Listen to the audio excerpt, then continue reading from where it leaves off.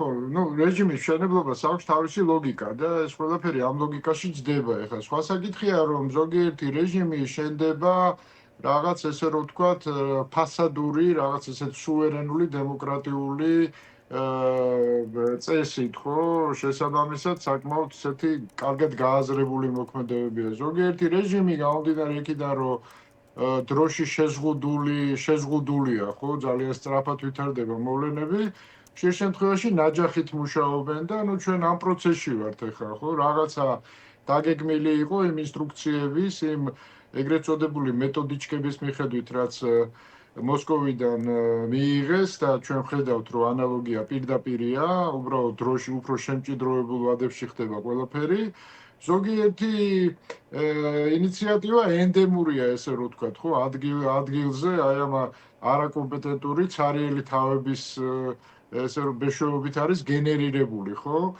მე ვფიქრობ, რომ აი ეს ბოლო ინიციატივები, რამდენიმე ინიციატივა უკვე გასულია თუნდაც იმ რუსული მეთოდიჩკების ფარგლებიდან, ხო, უკვე მოუკრეფავში წავიდნენ. ეხლა რუსეთშიც კი არავის არ მოსულია თავში ეს რაღაცების გაკეთება. რაც შეეხება აი ამ კონკრეტულ ინიციატივას, აღიარების პრობლემა არ არის და ამიტომაც. ხო, აღიარების პრობლემა არ არის და ხო, რაც შეეხება აი ამ ბოლო ინიციატივას, ხო, აღიარება არ აღიარებასთან დაკავშირებით, თუ აქ იგულისხმება საჯარო საუბრები არ აღიარებასთან დაკავშირებით, ეს არის ერთი.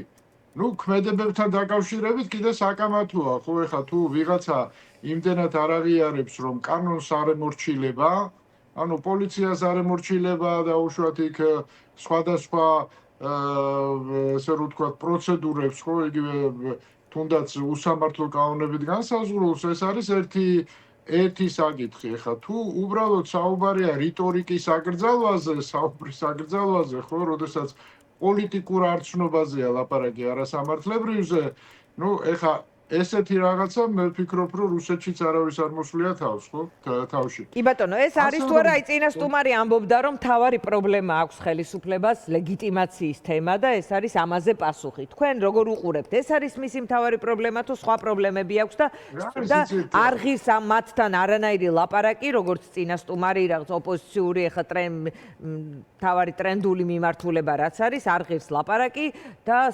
სადღაც არაღიარებას უნდა მივაწვეთ ბოლომდე და სადღაც ჩამოგვეშლება ივანიშვილი გაიქცევა და მერე კარგი არჩევნები ჩატარდება. არა, არაღიარება ერთია, მაგრამ მეორეა პოლიტიკური პროცესი, ხო? ეხლა დიდი ბოდიში, მაგრამ როდესაც ოპოზიციური პარტიები, ოპოზიციური ლიდერები ფაქტობრივად ბლოკირებული არიან იგივე პროპაგანდისტულ არხებზე და თუ ეს დებატები მათ საშუალებას აძლევს, ხო, რომ თავისი არგუმენტებით მიწვდნენ გარკვეულ, ანუ სხვა სეგმენტებს, ხო, ამორჩევლის სხვა სეგმენტებს და ამაზე უარის თქმა ეს პოლიტიკური სიბრიყვეა, ხო?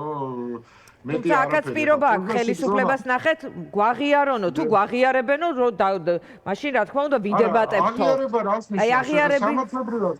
სამართლებრივად აღიარებული არიან, ხო? სამართლებრივად აღიარებულები არიან, ეხლა ეს ადამიანები ყველა კანონს ხო ემორჩილებიან. და ეხლა პოლიტიკურად არ აღიარება, რომ მე ავჩნობ არჩევნების შედეგებს, ხო, ეს არ შეიძლება რაიმე ტიპის დანაშაული იყოს. ეს არის პოლიტიკური განაცხადი და მეტი არაფერი, რაც საფრთხეს სახელმწიფოებრიობას არანაირად არ უქმნის. აქედან გამომდინარე ეს მოგონილი არგუმენტებია ხელისუფლების მხრიდან. ყოველ შემთხვევაში პარტიები, როდესაც აცხადებენ იმას, რომ ისინი არ მიიღებენ დებატებში მონაწილეობას, ეს არის შეცდომა, ხო? მათ პირიქით უნდა თქვა, რომ მიიღებენ და ხელისუფლებამ არ უნდა მიიწვიოს ის დებატებში, ხო? ეს უფრო სწორი ტაქტიკაა, ხო? შენ თუ გინდა რომ მომგებიან პოზიციაში აღმოჩნდეს, შენ უნდა თქვა, რომ მე კი ბატონო, ტატამზე მეპატიჟება, მიუხედავად იმისა, რომ მე ვთვლი, რომ ეს უსამართლო ტატამია, მიუხედავად იმისა, რომ ვთვლი, რომ ის ესე რომ ვთქვათ, არ ფლობს სამართლიანად გამარჯვებულის იმას, რა ქვია, სტატუსს, ხო? მიუხედავად ამისა, კი ბატონო, ხალხის დასანახად უნდა დაუჯდე და ელაპარაკო შენი არგუმენტები მოუყვანო თუ რა მოხდა, არჩევნები გაყალბდა, არ გაყალბდა და ეს შემდეგ. ამაზე უნდა ესაუბრო. და თუ ის, ესე რომ ვთქვათ, ამაზე არ დათანხმდება და არ მიგიწევს, ხო, ნუ შენ მოგებიან პოზიციაში დგები. ეხლა უარის თქმა წინასწარ რომ არა ჩვენ არ უნდა ჩავიდეთ იმათ რაღაც მზაკრობა აქვს ჩაფიქრებული ეს ხო ღრმა დაკომპლექსებული ესე რომ ვთქვათ სუბიექტის პოზიციაა ხო როგორ შეიძლება ესე ლაპარაკის ბიჭო ბრძოლის ველია ყველგან ხო როგორ შეიძლება შენ სადაც რაიმე მცირე კი ბატონო ამ ლოგიკით ეხა პარლამენტი შეიძლება ბრძოლის ველად მიჩნეულიყო მაგრამ ნუ რა თქმა უნდა არაღიარების ტაქტიკა ვისაც აქვს ბოლომდე ამ ხრივ მიჩნეული მესმის რომ შეიძლება ჩათვალონ რომ ეს დილემა დიანა არაღიარების ტაქტიკაც გასაგებია მაგრამ ეხლა წინა რესპონდენტს ცოტა ხანს უსმენდი ხო დიდი ბოდიში მაგრამ მათი პრობლემაა ეხლა იგივე ხელისუფლებას თქვენ გონიათ რომ პარტიების არაღიარების პრობლემა აქვს რეალურად ამ პარტიებს ესე რომ ვთქვათ იმის პრობლემა აქვს რომ აი ფაქტორებს ასახელებენ რაც ჩამოშლის ამ ხელისუფლებას მაგრამ რეალურად ძალა ხო ხალხშია კაცო იგივე ეს პარტიები ზრუნავენ იმაზე რომ ხალხის რეალური მხარდაჭერა მოიპოვონ იმიტომ ეს ხელისუფლება რო წავა თქვენ კაი ხალხო ეს პარტიები დარწმუნებულები არიან რომ ხალხის რეალური მხარდაჭერა მოიპოვეს და გაიმარჯვეს უბრალოდ ხელისუფლებამ წაგვართვა ხო იზომება ეს ოხერი თვითონაც ხო ატარებენ კვლევებს ხო ხედავენ რომ სავალალო მდგომარეობა კი ბატონო ხალხს ხელისუფლება არ მოწონს მაგრამ ისინიც რო არ მოწონს ამაშია პრობლემა და ნაცვლად იმისა რომ ხალხთან იმუშაონ ხალხის მხარდაჭერა მოიპოვონ ხო ნაცვლად ამისა ტელევიზორებში რაღაც აი ამ პოზაში დგომით და ფეხების ბაკუნით არიან დაკავებულები თქვენ კაი ხალხო წადით ხალხში მოიპოვეთ ხალხის მხარდაჭერა და ამ შემთხვევაში ხელისუფლებაც ანგარიშს გაგიწევთ ხელისუფლება ესე აგდებულად იმიტომ გექცევათ რომ იცის თქვენი რეალური ფასი ხალხში რა ამიტომ და ამით მანიპულირებს მეტი არაფერი არ ხდება. კი ბატონო,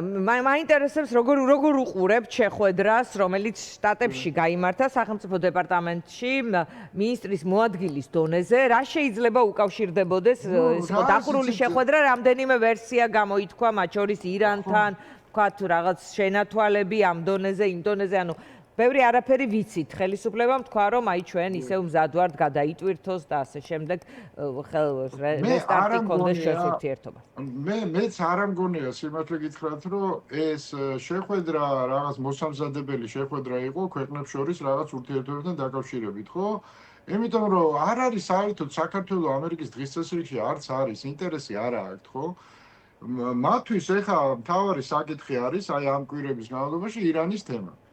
მე მგონია რომ ირანის თემას უკავშირდებოდა ეს ყველაფერი თქვენ იცით რომ ლოგისტიკურად ეს რთული თემაა წნეხი უნდა წარმოებდეს ირანზე მიუხედავად იმისა მოხდება ჩატარდება თუ არა ოპერაცია ირანმა უნდა იცოდეს რომ ის არის ერთგვარ მარწუხებში აყვანილი ხო და ამ ხრივ რაღაცა პრობლემები აქვთ ხო ეხლა ჩვენ პარტნიორებს ჩვენ ვიცით ხო პრობლემები აქვთ იქ აზერბაიჯანის განცხადებები იცით რომ ისინი არ დაუშვებენ და ასე შემდეგ ხო ანუ ლოგისტიკური პრობლემებია და ამ ლოგისტიკური პრობლემების მოგვარებაზე ზრუნვის პროცესი მიმდინარეობს მეტი არა ჩემის აზრით ეხა რაც შეეხება საქართველოს შეერთებული შტატების ურთიერთობების მოწესრიგებას ну კი ბატონო შეიძლება იქ რაღაც ზოგადად ამათმა რაღაცა უთხრეს, მაგრამ ისინი ერთხელ შეუშვებდნენ, მეორეში გამოუშვებდნენ, იმიტომ რომ საერთოდ არა ვარ ჩვენ დღის წესრიგში. ჩვენ ხო საერთაშორისო ურთიერთობების სუბიექტი, გრძელვადიანი სუბიექტი, სტრატეგიული სუბიექტი არა ვართ დიდი ხანია, ხო? და ამოვარდნილი ვართ ამ ყველაფრიდან, არავინ არ გველაპარაკება, არავინ არსად არ გვეძახის, კაცო. თუ ეს რაღაცა ეხა იბერება რაღაც საპნის ბუშტი ამ შეხვედრასთან დაკავშირებით, მარტივი ინდიკატორია რა, მოდის ამერიკის შეერთებული შტატების ვიცე-პრეზიდენტი რეგიონში, ხო? ჩადის აზერბაიჯანში და სომხეთში და საქართველოში არ ჩამოდის. ამით ხო ყველაფერი ნათქვამია, რაზე ვსაუბრობთ? კი ბატონო. დიდი მადლობა. ძალიან დიდი მადლობა გია ხუხაშვილი პასუხობდა